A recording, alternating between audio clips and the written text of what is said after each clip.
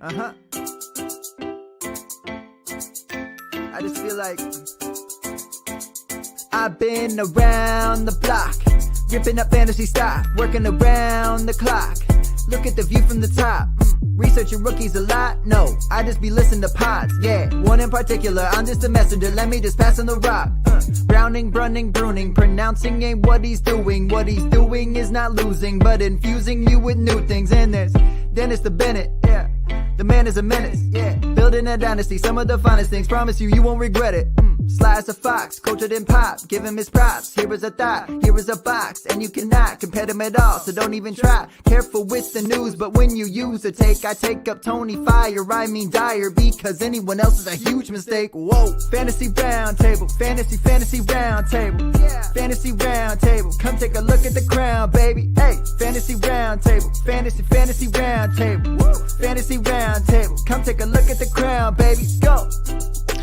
Hello and welcome to another episode of the Fantasy Football Roundtable Podcast. We are rolling along. It is the end of week 3. Had another Monday Night Football doubleheader. I don't know how I feel about these doubleheaders, but we probably won't have to ask that question for another year. But, hopefully your teams are doing well. Despite losing my superstar, Nick Chubb, in our Roundtable FF Redraft League, Chubb's broken wheel, the team named in his honor, has continued to roll on and has moved to 3-0. I saw Matt got another win and moved to 2-1, but how are you doing? Not great, Bob. Not great. I dropped out of playoff contention. Now, granted, it's only 3 weeks. I've made a couple questionable trades. But I'm looking at, I traded for Kamara and I traded for Burrow. Here's my reasoning. So in trading for Burrow, I really wanted to help out another team. I felt like I had real good depth, and my son drafted just a dread awful team, just terrible. And so I felt like I could trade him some depth. Well, I like Joe Burrow a lot. I had Lamar Jackson, Sam Howell, and Daniel Jones. Howell was playing good. Jones, he's been up and down, but I was looking at him having a pretty good season. And so I thought, well, their bye weeks are week 13 and 14. I could wait a couple, 3-4 weeks if Burrow sits out. Boy, was I wrong. Jones and Howell stunk it up last week. So, needless to say, once Burrow gets kind of unfortunate timing, though, because, Daniel Jones got the 49ers. Sam Howell got Buffalo. Yeah, Buffalo. I mean, both those teams have been destroying quarterbacks this season. So, and then the other trade I made was I went and got Alvin Kamara. He's not back. He wasn't back from suspension yet, so I feel like that will help fortify my running back situation with Ramondre Stevenson.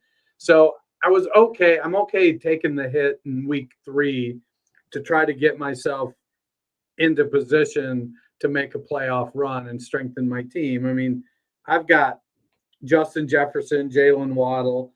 I might have to do some work on Darren Waller, but Chris Godwin, Marquise Brown. So I've got some talent there. I feel like I'll be able to work my way into the playoffs.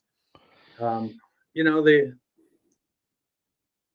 John Hamlers is kind of leading the way, but he's just 2 points ahead of John Weber in points for, so that's a tough battle. And you're only 4 points behind him. So, I need Keenan Allen to continue to be having a career year, and we'll get to. He might have less competition for targets, but he did everything. He not only had like a career day receiving, he threw a touchdown. So I got that. And I had Herbert too. So it was any of the Chargers air touchdowns. I was in good shape. There's no avoiding it. We're just going to dive into this week's games. And Dennis knows that I will be taking the mini rant. I just decided, sometimes we try to bury the games that hurt our hearts. I just decided to put it right at the top, and that is a historic day in Miami. Big old full of castor oil there. As the Miami Dolphins get the 70-20 win over the Broncos. Dennis, I will go second with the Broncos. Wait, Yes. Raheem Mostert just scored again. Shit. I wouldn't doubt it. I will go second with my Broncos rant, but Devon Chan, I guess Still now, A-Chain to me. you know, you got to love the change. You know, vowel, How- consonant, vowel, long vowel first. That's how we learned it in English in the 2nd grade. That's how I say it. He had 2 touches for 9 yards in the first 2 weeks. Had significantly more than that on Sunday. It wasn't just a historic performance for Miami. We thought Tyreek Hill would do well, and you know, Raheem Mostert did really well, but Achan going for 203 yards on 18 touches and 2 touchdowns on the ground, 30 yards receiving, 4 receptions, 2 more touchdowns. I had him on my bench in a couple of leagues, so that felt just extra good. But Dennis, do you think this is a sign going forward? Miami has wanted that kind of explosive play in the running game. They've had that explosive play in the running game with Raheem Mostert. And Jeff Wilson broke a couple last year. Now, Wilson doesn't have the pop that Mostert or A-Chain does. But that being said, Devin A-Chain, I think, is going to be susceptible to the same thing that Raheem Mostert is. He's a 185-pound running back versus Mostert's 195 pounds. So, and I get it. He didn't get hit a lot on Sunday. Shame Broncos. But when I don't think you're going to see him getting 18 carries on a weekly basis or 4 targets. You're likely to see the 4 targets, but you're probably looking at 8 to 10 carries, maybe even 8 to 10 touches total. Salvon Ahmed was out. He's looked good this year. Jeff Wilson will be back in a couple weeks, and I get that they don't have that, you know, it isn't that adrenaline high that we're getting off Devin A-Chain right now. And right now, you know, we're like crack whores. We can't get enough of Devin A-Chain. And so I think, though, that people trying to buy that going forward are going to be so disappointed. I think he'll struggle with consistency, in part because, you know, would he have played this many snaps if they weren't up? You know, if they weren't up big, he would have been the change of pace guy, more or less. He wouldn't have split touches evenly with Mostert, I don't think. I don't know. They were mixing him in from the jump. They were splitting carries kind of from the go. So they were also down Jalen Waddle. Am I saying, stay away, he's not going to be good? No, I'm not. I mean, this was literally the Mighty Mouse draft between A-Chain and Tank Dell, and Josh Downs looks great. Zay Flowers, Jordan Addison. The only Mighty Mite that hasn't hit so far has been Bryce Young. So I think he's going to be somebody you're most comfortable with playing as a flex, because as a flex, you want that upside, and you're okay if the floor isn't there. Speaking of not having a floor, it is now time to speak about the Denver Broncos. And I'm going to tell you, I don't know what's more disappointing, having to watch that game or being on the Broncos fan message boards after the game, where the first 12 posts were about how Russell Wilson failed the team again. I'm sorry. Russell Wilson may not have had an incredible game, but last time I checked, he doesn't play or call defense. He also did not force Cortland Sutton to fumble twice and drop a touchdown. He also did not commit the penalties that had 3 touchdown passes called back. But if he had thrown those 3 passes to Sutton better, he wouldn't have fumbled or dropped that one. Well, there is a complete lack of coaching. So I have said for a couple of weeks, I don't know what they're doing with Vance Joseph, and I still don't understand how he's still employed. He took what was an incredible defense last year with largely the same players, and they have no defense whatsoever this year. But even I don't even know what Sean Payton's doing after giving up a like lightning quick touchdown on Miami's first possession, Denver's first possession. Wilson threw one to Sutton that he made a play on at the sideline. They ruled incomplete. I watched the replay and I was like, he definitely caught that ball. Sean Payton elected not to challenge and instead decided to punt, and the announcers were incensed. Basically spent the next 5 minutes showing you replays as Miami's just trucking down to score again and say, I don't really understand why you wouldn't challenge these kind of plays, but it's the decisions, coming out of half. Russell Wilson also does not call the plays. We did 3 draws right into the center of the line, down 35-13. Like, your chance to get back in the game, if such a thing was possible, was to score at the end of the half, which they managed to get a field goal, which is better than nothing, and to score on your opening possession of the second half, and you just suicided your running back into the line 3 times, even though that was not the most successful part of your game throughout the day. So this week's game against the Bears, the 2 0-3 teams that look dreadful, whoever loses that game should probably get voted out of the NFL. But then, of course, week 5, Sean Payton gets to host the Jets, for whom he better be prepared for some kind of a reckoning, because they may not have much of an offense, but guess what? You don't have much of a defense. Breece Hall saw Devin Achan's performance and said, hold my beers.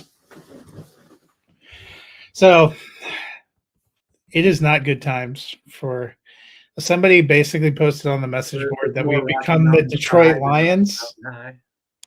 Yeah, that we become the Detroit Lions, and that's getting a little harder to argue about. The next game on the docket, Tennessee Titans came to Cleveland and got blown out 27-3. I thought the Titans would be a little bit better, so that was bad on me too. But Dennis, Derrick Henry, we noted they're mixing in Tyjae Spears, but they're also not giving him a lot of carries, and we're not seeing a lot from him. Only 11 carries for 20 yards this week. He has not been putting up the big numbers we're used to seeing. Should that be a worrying sign for fantasy managers? Well, I think part of what's happened is they're comfortable with Spears in catch-up situations. And this was clearly a catch-up situation. They got behind, and they gave up a touchdown, and they were down 13-6, so 13-3. I'm not in on Henry. We've been expecting the age cliff to come. He's had a ton of carries. The offensive line isn't what it once was. And Ryan Tannehill, whom I thought might bounce back a little bit this year, has not bounced back. He is no Bumble, that is for sure. Will he get back a little more? I don't know. He's got some weapons there with Hopkins and Okonkwo and Treylon Burks, but the team just isn't playing very well on offense. They're good against the run on defense, but terrible against the pass. I think that Henry, his yards before contact are about half that of Spears. He's never been known for that quick burst and that first step. He's a build-up speed guy. And when the defense is getting in the backfield, it hampers his ability to get to the second level. They're 21st in the NFL in yards before contact, even with the sparkling 1.27 yards before contact Spears is putting up. Henry, when it comes to the passing game, Henry gets screens or dump offs and he catches them, but it's behind the line of scrimmage or at the line of scrimmage, versus Spears, who actually goes out and run routes and gets the ball a little further down the field. So short answer is yes, we should be worried. It's probably, the end is near. This may be the last year. I think if you're a contending team in Dynasty, he's a clear buy real low. Like, you just go in, like, somebody, if a team in the bottom half has Henry, I mean, you might be able to get him for a third round pick. Yeah. I don't know that I would pay much more, especially, let's see, give it another week. If he has another couple of weeks like this, you'll probably easily get him for a third round pick. In redraft, he may be a guy you chase as a depth piece in hopes that as the season goes on and the team gels theoretically. But if Tannehill keeps playing like this, we're going to see Malik Willis and Will Levis, and that's Probably in tandem. and that's not going to be good for anybody. On the other side, we saw Watson kind of struggle in that Monday night game, but he had to do quite a bit of this week. They gave a lot of carries to different running backs, didn't have a tremendous success. Titans are pretty good against the run, but Watson looked better, avoided having turnovers, threw for 289, only a few incompletions. Are you feeling a little better about him? Yeah, I mean, he got the ball to Amari Cooper, 116 yards and a touchdown. Was effective with Elijah Moore, close to the line of scrimmage. Moore had 9 catches, but only 49 yards. The rest of it, it was all short stuff. Ford, 2 for 33. Hunt, 2 for 22. Njoku, 4 for 20. So it was all real short. The running game couldn't really get started, but they ran enough to keep them honest. But it seemed like everybody ran the ball. Hunter Bryant, godforsaken, second string tight end, had 2 carries. Marquise Goodwin, Elijah Moore had 3 carries. So they were trying to, I think they were trying to keep him off guard and using a lot of different people. I think they just got to settle in. It was Hunt's first game back. I think he'll fall back into that role that he was in before. Ford, for his first start, it was a tough defense to go up against. Hopefully he gets a little better sledding next week. On to Detroit, where the Lions got the 20-6 victory over the Atlanta Falcons. Dennis, we know the Falcons have a lot of running back talent, and they seem to want to run. But this is another week where we didn't see a lot of great running. What do you kind of make of this Falcons offense? It's a mixed bag. They want to run it, but I don't know that their offensive line is good enough. Detroit's defense is a little bit better. And I think that Arthur Smith wants to stick it to the fantasy folk. But, I mean, are you going to do that at the expense of getting the ball to your best players? I mean, Pitts did have 9 targets, but Jonnu Smith, 8 targets. I don't know that, all that short work against Jonnu Smith has 14 targets the last 2 games. He's not going away yet. Yeah, it's not an accident. Now, I will say Jonnu Smith is probably as good or better, or probably not better, but as good as Mac Hollins. So, I mean, that's kind of a wash. But you got to get it to Pitts, and you got to get it to London. And what Bijan hit 6 targets as well. So they aren't throwing the ball. Ritter threw the ball 38 times. He's just got to get, he had a couple tough throws. They weren't very accurate. If Ritter doesn't get the accuracy thing figured out, his reign may be short. On Detroit's side, going into week 3, Sam Laporta was already tight end 6 on the season. He saw 11 targets, caught 8 for 84 and a touchdown. Is he a top 12 option going forward? Man, it's crazy to think that the Lions literally traded TJ Hockenson, a slightly bigger, slightly better athlete than Sam Laporta, so they could draft and replace him with Sam Laporta. It doesn't seem to make a whole lot of sense. You could have kept Hockenson, drafted another piece. I don't know. Laporta looks great. He's sitting at tight end 2 in PPR, or he's sitting at tight end 2 in fantasy points per route run at 0.58 fantasy points per route run. Tight end 2 in total fantasy points. Number 1 in yards per route run for tight ends with at least 10 targets. I think Laporta looks like the real deal. Yeah, it has been great to see.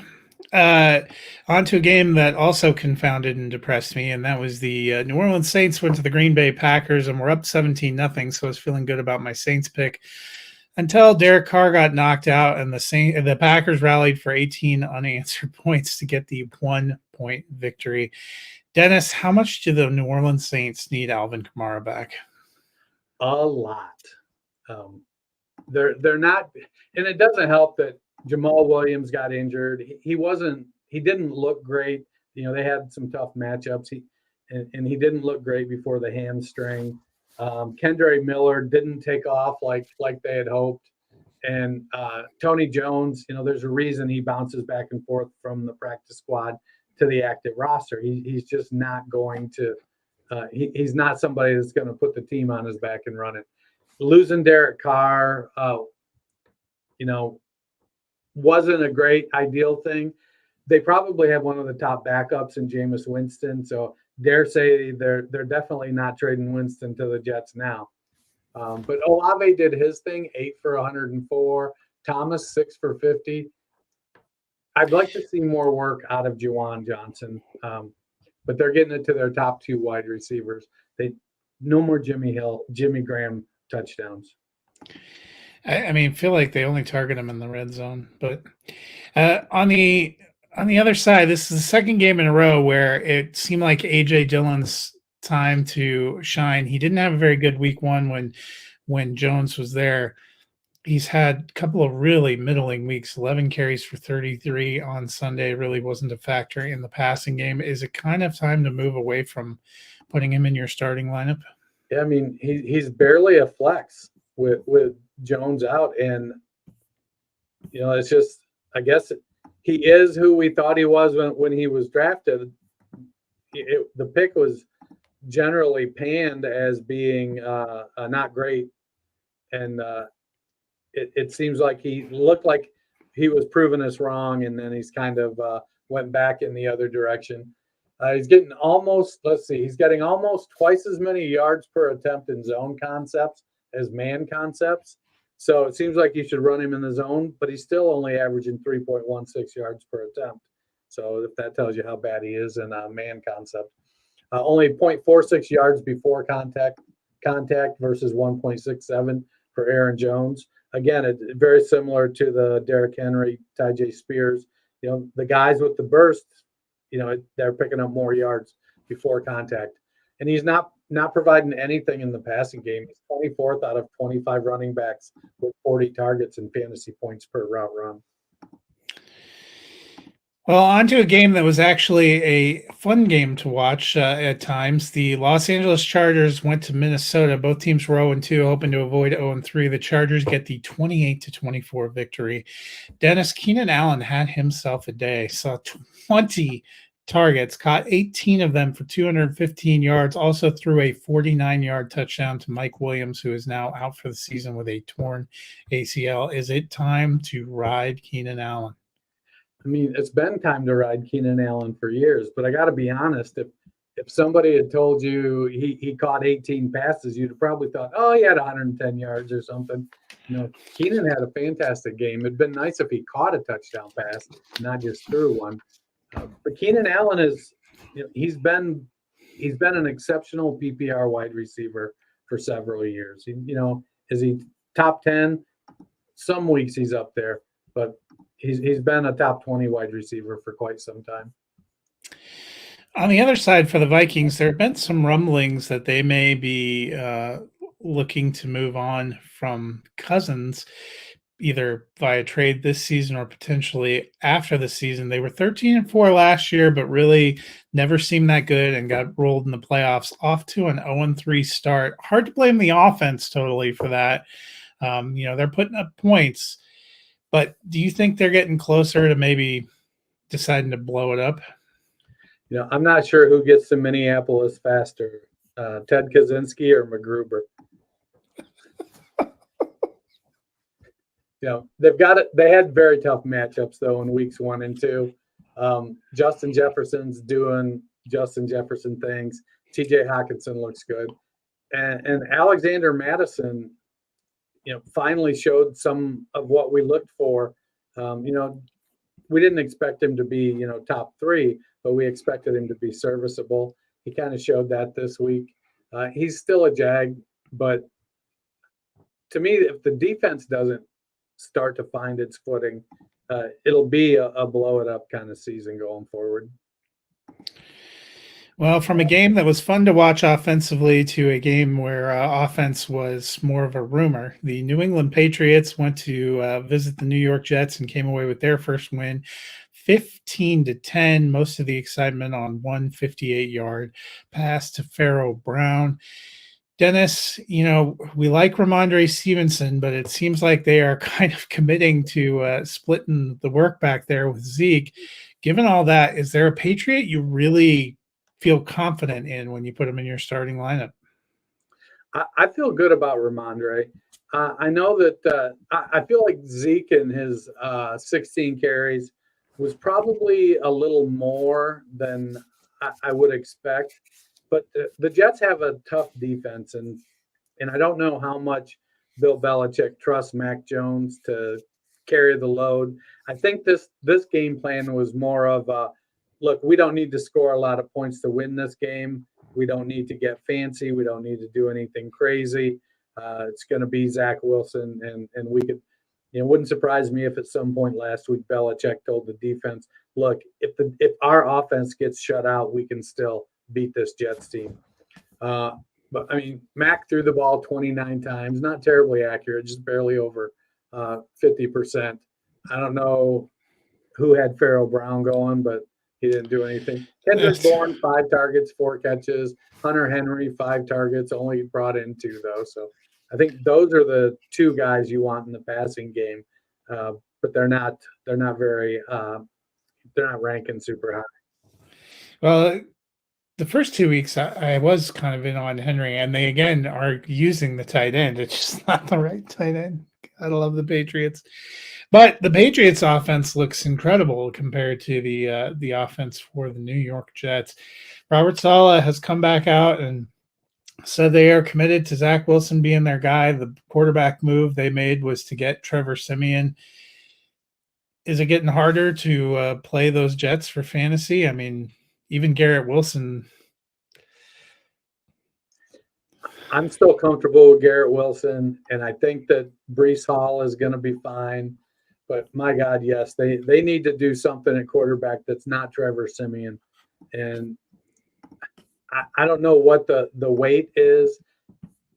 I know Rodgers came out I think today and was like, look, you guys you're not inspiring confidence. You're not helping things by ragging on Zach Wilson. Joe Namath basically said, you need to get him out. He's terrible. He's not an NFL quarterback. I think Namath would have rather had Tebow.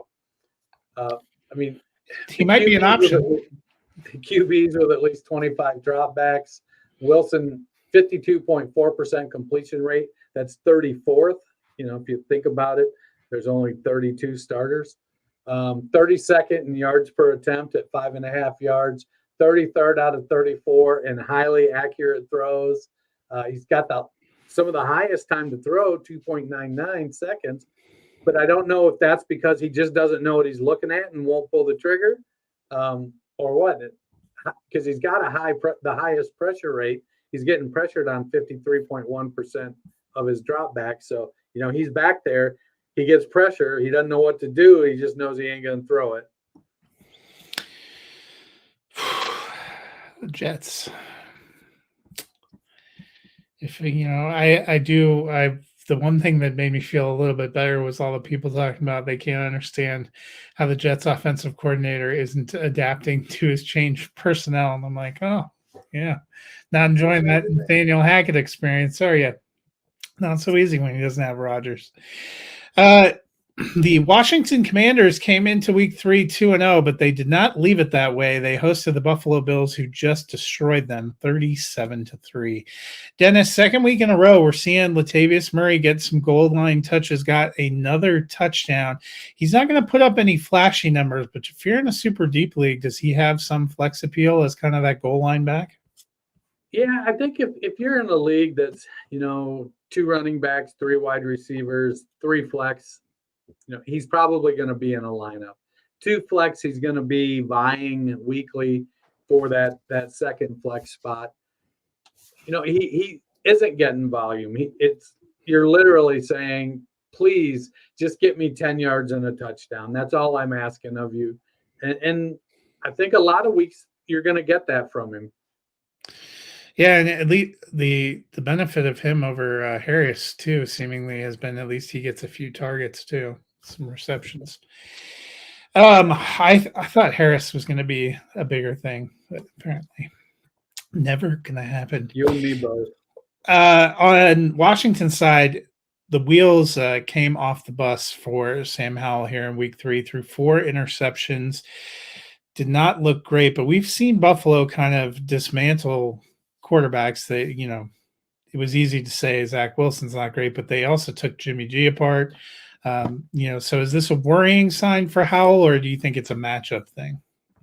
I think it's 65-35. So it's 65% matchup, 35% worrying thing. I like Howell. I think he brings a lot to the table, but he also is. We got to figure out: is he not seeing the field? Is that why? I mean, he blew past C.J. Stroud in sacks taken. It was like Stroud was way out ahead, and then now all of a sudden Stroud's like 7 sacks behind him.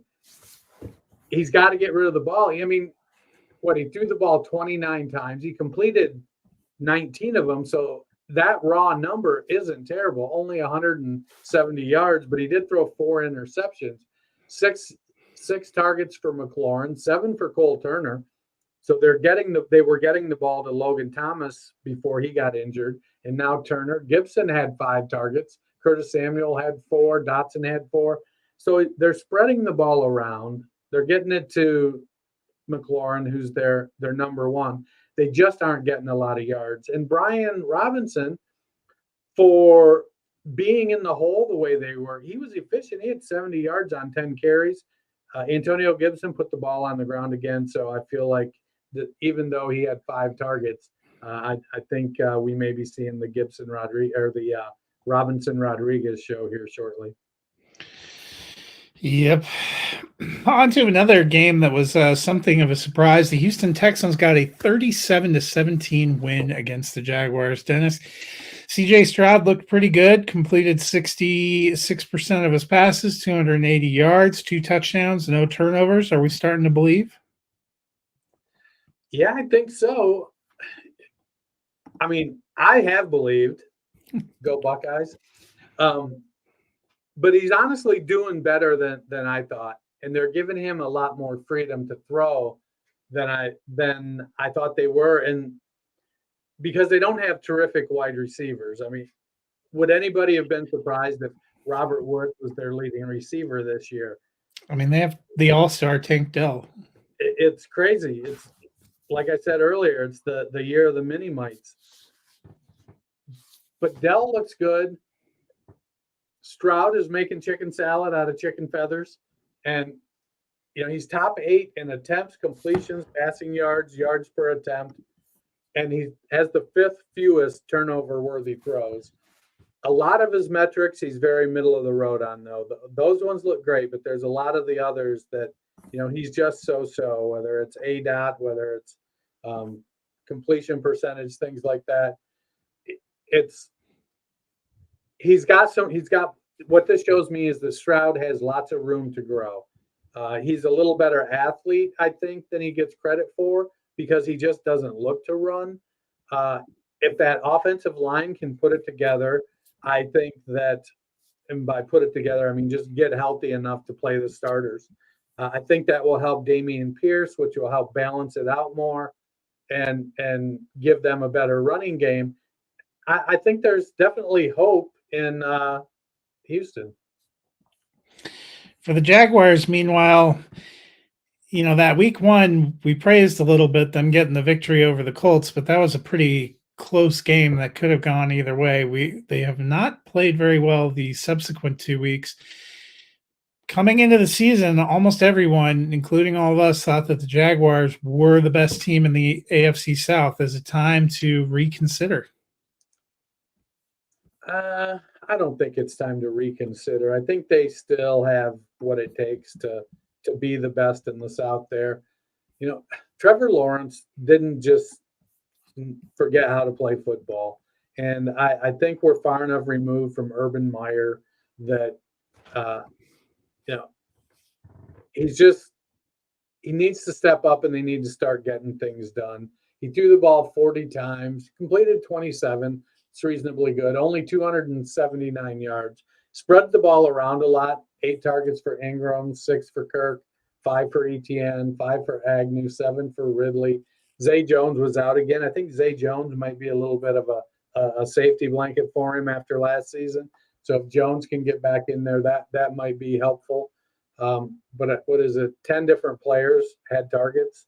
So maybe narrowing the funnel a little bit and getting the stars. I don't know that you want Christian Kirk having 14 targets every week, but you should have one guy, Kirk or Ridley or Ingram, maybe getting 10 a week. On to the next matchup, which was also a little bit of an upset. The Colts went into Baltimore and got the 22-19 victory in overtime. Dennis, another big game for Zach Moss, went for 122 on the ground, caught a couple of passes. Jonathan Taylor's on PUP, kind of a disgruntled relationship with the team. With what they're seeing from Moss, will you think they might be more open to moving him? I think they might be more open to moving him. I don't think they're going to sell him at a discount. And so my expectation is that he's going to come back. He's going to take a couple games to get healthy. They're going to showcase him a little bit and probably end up keeping him because he's Jonathan freaking Taylor. He has to be out one more week for sure. The trade deadline in the NFL is after week 6, so they don't really have a lot of time. It's a weird situation with Richardson being out. I thought Richardson would make it back this week.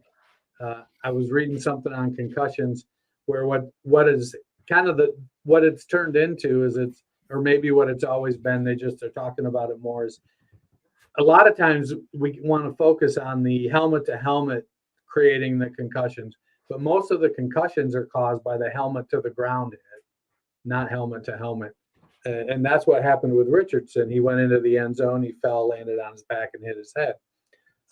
He's doing what he's supposed to, or Gardner did what he was supposed to. Got the ball to Michael Pittman Jr., 9 for 11, 77 yards.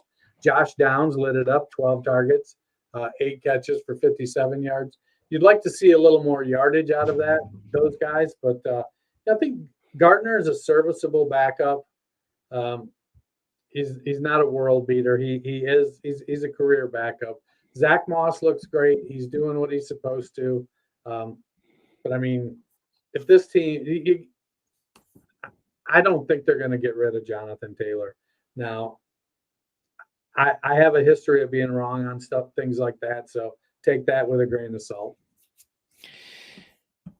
For the Ravens, Lamar Jackson throwing ended up being the leading rusher again, got both of their rushing touchdowns.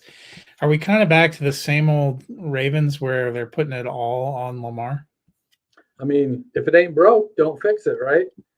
I don't know that it's been going that well the last couple of years. It doesn't look great for my Lamar's going to throw 30 touchdown passes proclamation in the offseason. But, I mean, the game was played in a steady rain. Jackson's an average at best thrower of the ball. They don't have J.K. Dobbins. Jackson is second in completion rate, but just 24th in attempts so far this year. I think you have to, when you have a weapon like Lamar Jackson, you have to use him in the running game. It only makes sense. I mean, it doesn't make sense to Luke Getsy, but it makes sense to everybody else. People in Chicago are clamoring for Greg Roman. Let me tell you. I mean, they're probably clamoring for anything that would be an improvement. So, I think there's comfort for Lamar in what he knows who he is and what he can do. He wants to throw the ball, but if it's not there, he knows at 225 pounds with 4.4 speed, he knows what he can do with his athleticism. And so do they want to do something a little different? Yes. Is it going to happen? Probably not. Well, now on to the late window games from Sunday. And the first was the Panthers went into Seattle and came away with the 37-27 loss. But Dennis, Adam Thielen, 14 targets, caught 11 of them for 145 yards and a touchdown. Are you starting to believe now? I mean, Thielen is a flex worthy play most weeks now. I don't know that he's going to get 14 targets. I do know that if you've watched Andy Dalton's career, you probably had a pretty good feeling that Adam Thielen was going to get the ball. Because it's just two grizzled veterans out there going, hey, I'll run these routes. You get me the ball. I'll be there when I'm supposed to be. And that's kind of what they did. Chark had a good game from an opportunity standpoint, but he only converted 4 out of 11 targets. He did get in the end zone. Miles Sanders had 9 targets, so he was getting dump-off passes. Terrace Marshall had 8 targets. Yet Dalton threw the ball to 10 different people. I don't know. There's a conspiracy theory out there that, Bryce isn't as injured as a lot of people think. I'm not saying that's true. I'm just saying that, Dalton played well. For Seattle, we saw Kenneth Walker, 2 more rushing touchdowns, was the second leading receiver on the team with 59 yards on 3 receptions. Is he a top 12 for you the rest of the way? I think he was probably top 12 going in. I mean, we saw over the first couple games that, they liked Zach Charbonnet.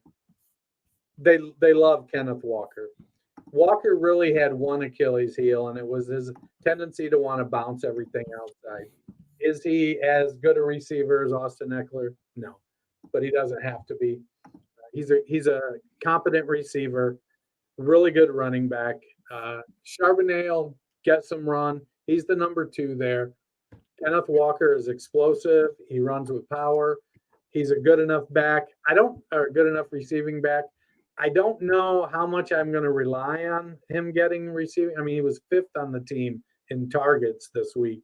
So he had a couple dump offs, but Lockett, he was tied with Parkinson, Noah Fant, DK Metcalf. It wasn't, I don't know that I probably feel more comfortable expecting Walker to get 2 targets per game. Yeah. Another surprising game, the mighty Dallas Cowboys went to Arizona and came away with the 28-16 loss. Dennis, do you think it was maybe just an off week for Dallas as they might have been looking ahead? It sure feels like it, doesn't it? Yeah, I know there was, on the defensive side of the ball, there was a little bit of sadness due to losing Trayvon Diggs to a torn ACL in practice. I mean, Josh Dobbs only threw the ball 21 times. James Conner only carried the ball 14 times. They're playing slow ball. They're not running a lot of plays. Thought I had written down what that was, but it's interesting because there's a lot of video going around about Jonathan Gannon and his first meetings with the players and how weird it was. And if you think back, Gannon was on a weird introduction, Nick Sirianni's staff too. So I think, maybe they're doing their best to put away the weird introduction of Adam Gase and make weird introductions cool again. They're 6th in yards per play, 5th in rush yards. The passing game has been efficient, not terribly explosive yet, not very high volume. Josh Dobbs is just going out there and putting in work. It feels very blue collar. Yeah, but you know what? They're more competitive than we thought they were going to be. I'll take 5 for 61 and 1 out of Marquise Brown every week. Not bad. On to what was not really much of a game, and that was the Chicago Bears going to Kansas City. They ended up losing 41-10, but they were actually down 41-0 before Andy Reid showed the mercy that Mike McDaniel is not familiar with and put in Blaine Gabbert. Dennis, man, what are we doing with this Bears offense? Well, I don't know. Maybe Mike McDaniel just believed a lot more in Russell Wilson than Andy did in Justin Fields. I mean, that's fair. You know, they just aren't running a ton of plays. They're not. The team is in disarray right now. Justin Fields is not happy with what they're doing. They've got a QB who doesn't like how he's being coached, and a coaching staff that doesn't like the offense that his skill set presents. So he's not comfortable. It shows that he's not comfortable. He did get DJ Moore 6 targets, which as a fantasy manager, that's what you want to see. Roshan Johnson and Khalil Herbert split the touches pretty evenly. They split the snaps pretty evenly. The team just doesn't. They're not in sync. I don't know if it's going to be Eberflus gone after this season, or if it's going to be Justin Fields gone. But I don't expect both of them to be back next season. Dennis, for the Chiefs, Travis Kelce's doing his thing. They got the backs doing their thing. They of course had Taylor Swift at this game for some reason. We've been waiting for wide receivers to emerge. It's been a little bit of a toss-up room. How are you feeling about Rashee Rice, the rookie? It's surprising to me that he's doing as well as he is. He's not putting up a ton of yards, 5 for 59 this week. He did get 7 targets. Kadarius Toney isn't doing anything. He's a gadget guy.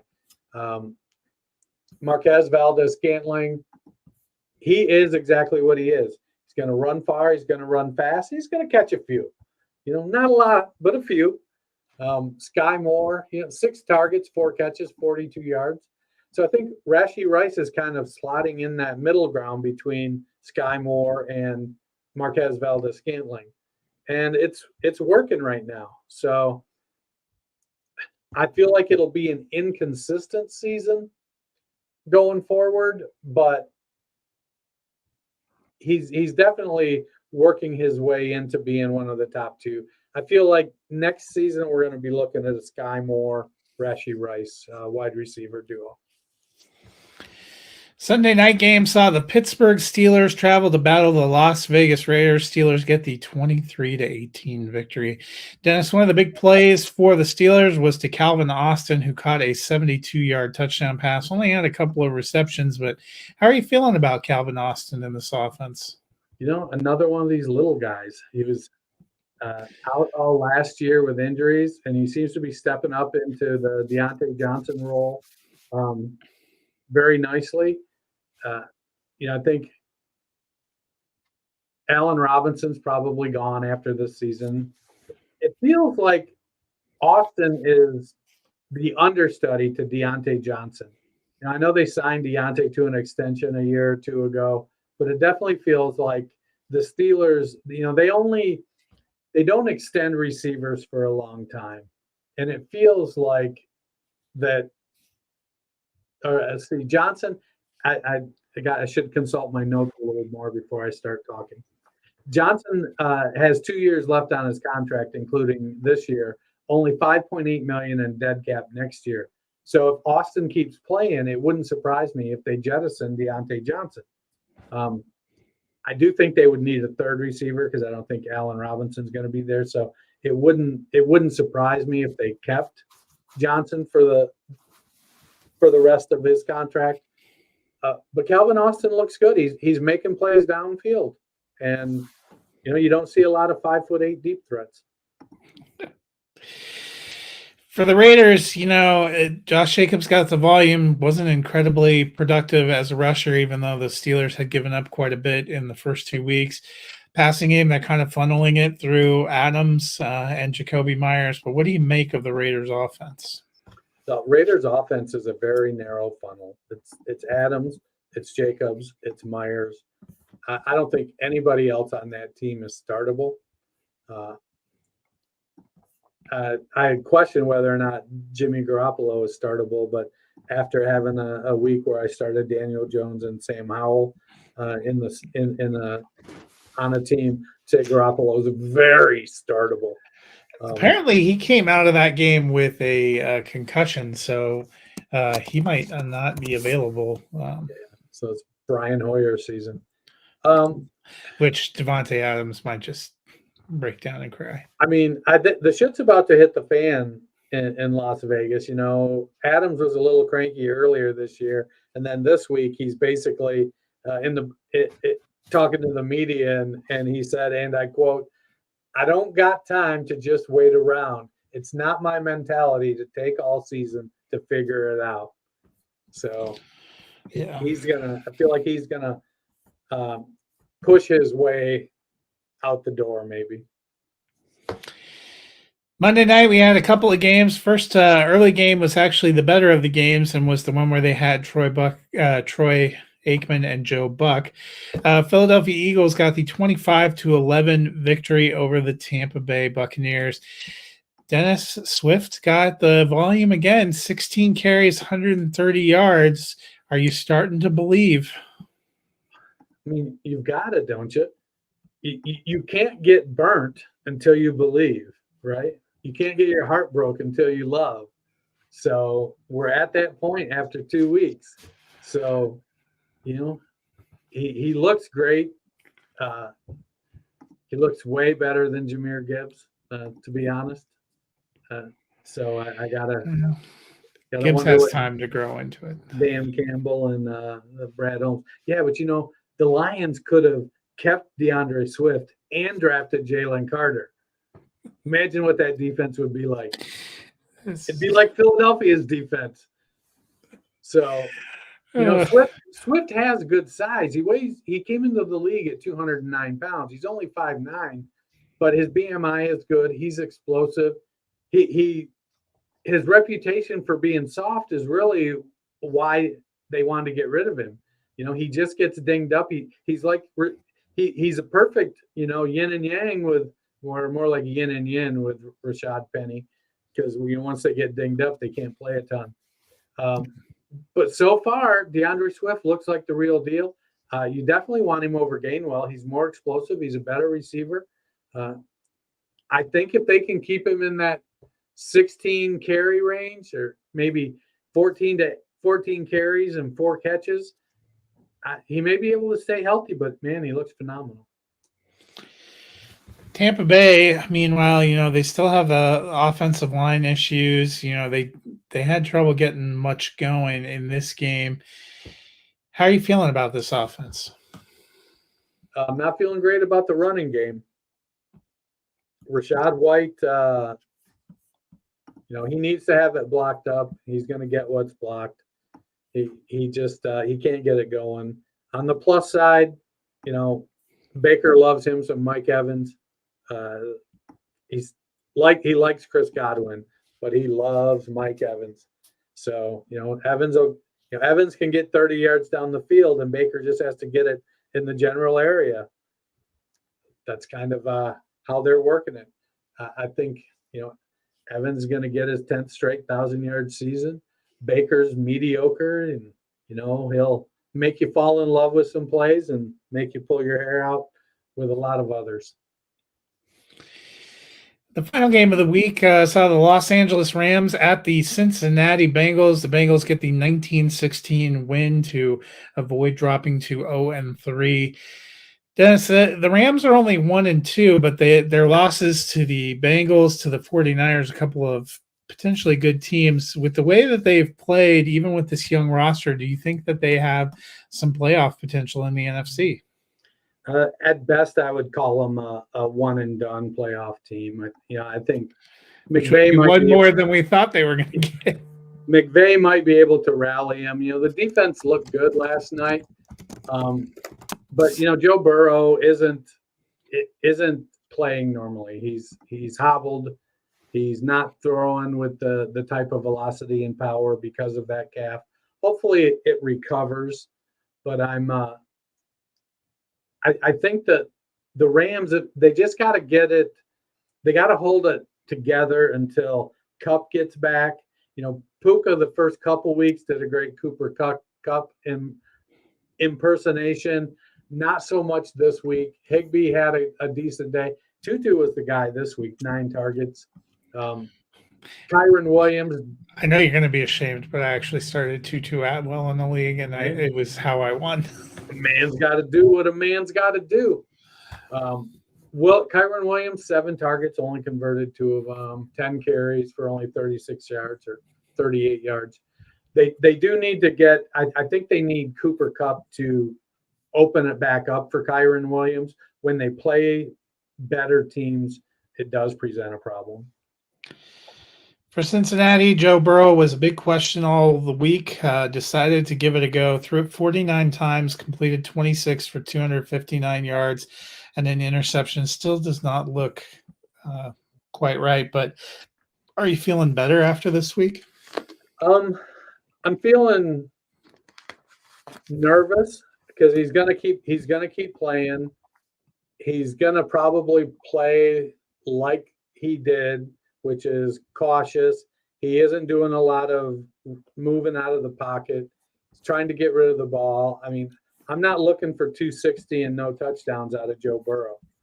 I'm looking for better production now, especially throwing it 50 times. Yeah, I mean, Chase had 15 for 12 catches and 141 yards. That's great. Higgins, he's got to stop putting it on the ground. He's got to bring it in. Tyler Boyd had an okay game. Joe Mixon played reasonably well, 3.4 yards per carry and a touchdown. I think that's what we expect out of Joe Mixon now. So if he meets that expectation, we'll take it. So I like that Burrow has the moxie, but I have concerns that it's going to be at the long-term detriment of the Bengals. Yeah, we'll have to. I mean, it's not going to get any easier for them, and I'm almost with you. He would have been better off. He apparently in his interview said that he played because he couldn't stomach the idea of them going 0-3. So we shall see. He's playing himself into shape. Yeah. Before we get out of here, the Thursday night football matchup that is coming up this week is a NFC North battle. The 2-1 Detroit Lions at the 2-1 Green Bay Packers, the site where they ended Aaron Rodgers' career last season. How are you feeling about this game? As a Lions fan, I'll feel better if Aaron Jones doesn't make it back. Love is playing okay. He's having some accuracy issues. It looks like they're going to be getting Christian Watson back. But I feel like the Lions can turn him over. And, we don't have much of a running game. I know that Gibbs had an okay week running the ball.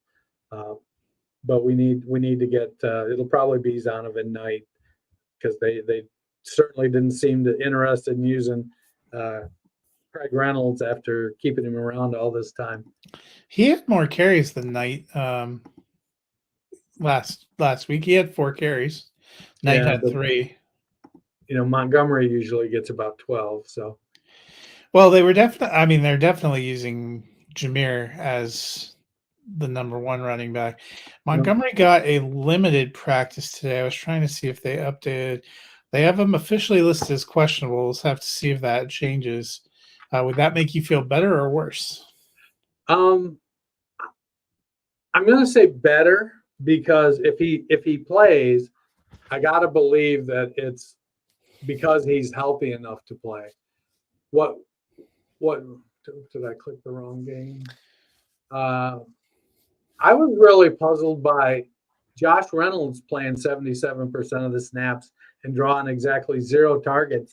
Speaking of a narrow funnel, there was only 4 people that got targeted. It was terribly narrow.